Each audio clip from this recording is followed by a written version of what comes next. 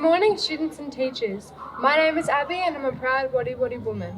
I stand before you today to respectfully acknowledge the traditional owners of the Darkinjung land and pay my respect to the elders both past and present, who were and are the keepers of our traditions, culture, dreaming, stories and much more. To the future Aboriginal leaders who will keep these accomplishments alive, and may they tell the next generation the story of us. May their strengths and their spirits give us the respectful journey of learning, understanding and healing. Thank you.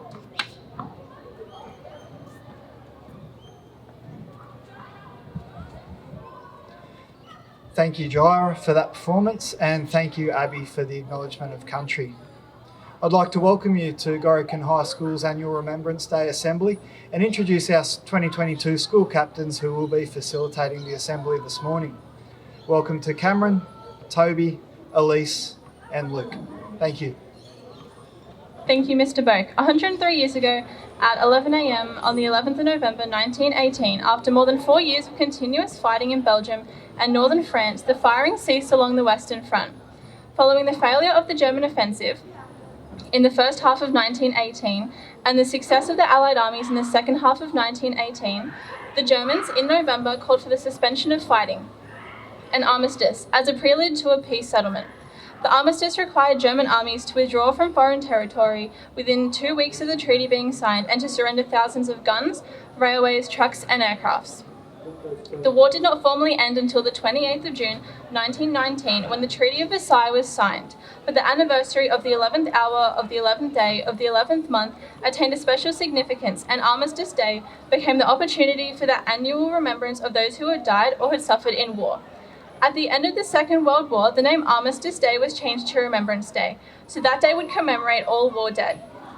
We now remember the contribution of more than 120,000 Australians who have lost their lives in wars, conflicts and peace operations over the past century. As a mark of respect to those who have suffered and died, people in Australia stop what they're doing at 11 a.m. to observe 1 minute silence and reflect on the loss and suffering caused by war. The school flag is also currently flying at half-mast as a sign of mourning. It will be returned to the peak 1 minute after the minute silence.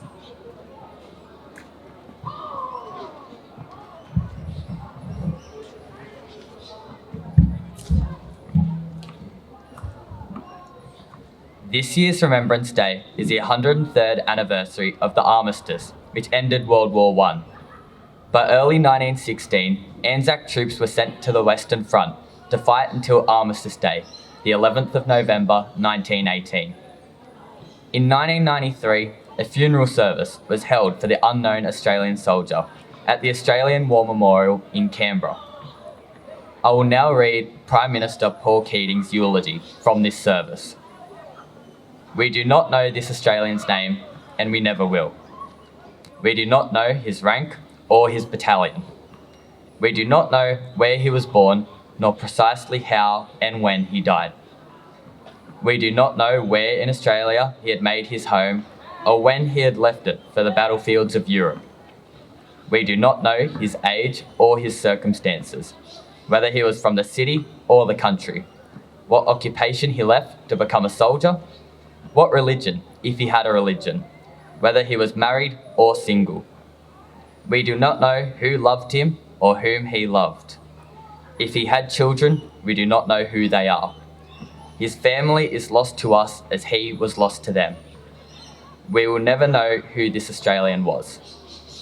Yet he has always been among those whom we have honoured.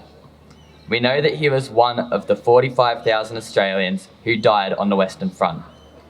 One of the 416,000 Australians who volunteered for service in the First World War.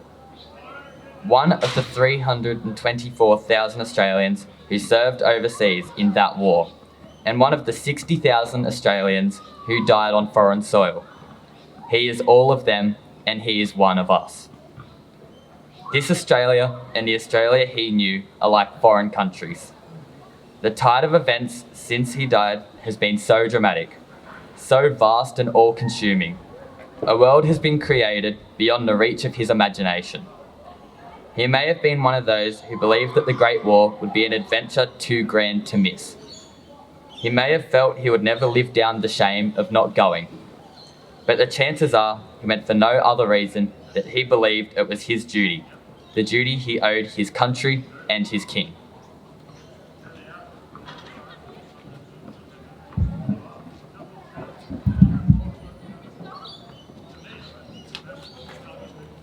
The Great War was a brutal and awful struggle, distinguished more often than not by military and political incompetence. But because the waste of human life was so terrible that some said victory was scarcely discernible from defeat, and because the war which was supposed to end all wars in fact sowed the seeds for a second even more terrible war. But in honouring our war dead, as we always have and as we do today, we declare that this is not true. For out of the war came a lesson, which transcended the horror and tragedy and the inexcusable folly. On all sides, they were heroes of the war, not the generals and the politicians, but the soldiers and sailors and nurses. Those who taught us to endure hardship, to show courage, to be bold as well as resilient, to believe in ourselves, to stick together. The unknown Australian soldier who was interred today was one of those who by his deeds proved that real nobility and grandeur belong not only to empires and nations, but to the people of whom they, in the last resort, always depend. That is surely at the heart of the Anzac story, the Australian legend which emerged from the war. It is a legend not of sweeping military victories so much as triumph against the odds, courage and ingenuity in adversity. This unknown Australian soldier is not interred to glory war over peace, or to assert a soldier character above a civilian's, or one's race, or one's nation, or one's religion above another, or men above women, or the war in which he fought and died above any war, or of one generation above that has or will come later. The unknown Australian soldier's honour honours the memory of all those men and women who laid down their lives for Australia. His tomb is a reminder of what we have lost in war and what we have gained. We have lost more than 100,000 lives, and with them all their love of this country and all their hope and energy. We have gained a legend, a story of bravery and sacrifice, and with it a deeper faith in ourselves and our democracy, and a deeper understanding of what it means to be Australian. It is not much to hope for, therefore, that this unknown soldier might continue to serve his country. He might enshrine a nation's love of peace and remind us that in the sacrifice of the men and women whose name are recorded here, there is faith enough for all of us.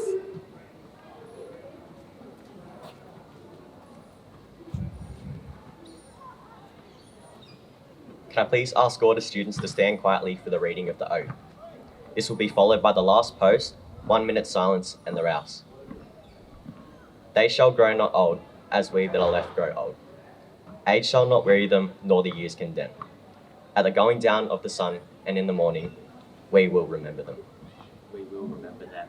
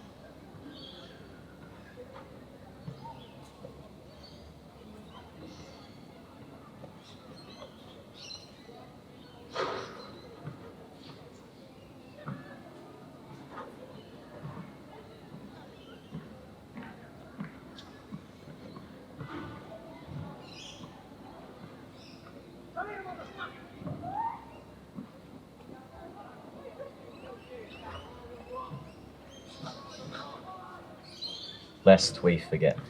Lest we forget.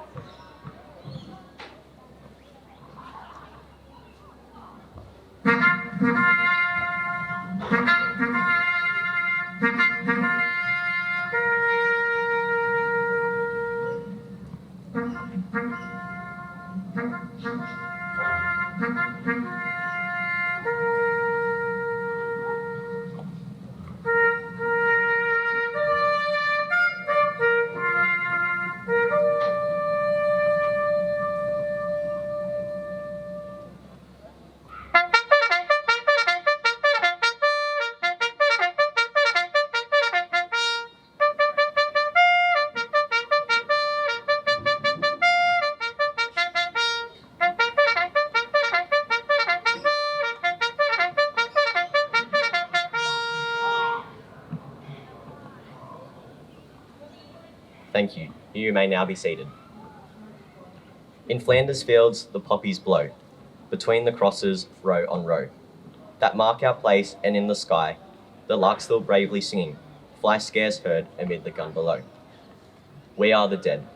Short days ago, we lived, felt dawn, saw sunset glow, loved and were loved, and now we lie in Flanders fields. Take up our quarrel with the foe, to you from failing hands we throw, the torch be yours to hold it high. If ye break faith with us who die, we shall not sleep, though poppies grow in Flanders fields. Lieutenant Colonel John Mccrae of the Royal Canadian Army Medical Corps, who in May 1915, after watching the death of a close friend in Belgium, wrote this poem. Sadly, Mccrae died on the 28th of January 1918 and did not see the end of the war. His poem was printed on December the 8th, 1915 in an issue of Punch magazine, and soon became the unofficial anthem of soldiers in the trenches, where it was memorised and passed on by word of mouth. I would now like to invite Mr. Boak to give the principal's address.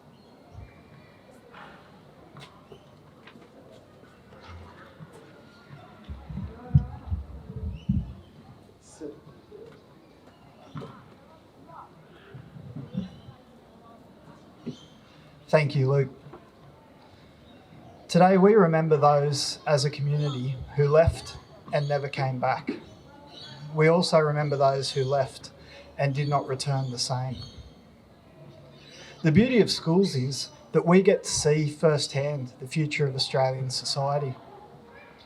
By taking the time to acknowledge this in schools, we are not only remembering the past, but we are preparing to hand over the mantle to you, the students in our school, who will one day stand in my position, speaking to students of the next generation, or maybe standing where your teachers currently stand, or maybe standing in so many other important roles across our society. When you find yourself in that position as adults, take the time to remember the lessons that we have taught you. Take the time to acknowledge the sacrifice through Remembrance Day. Teach future generations about the significance. And finally, continue to learn from history as leaders of our future society so that the same mistakes of the past are not made in future. We will remember them, lest we forget. Can I ask our students and staff to stand where they are, please, and join us in the National Anthem?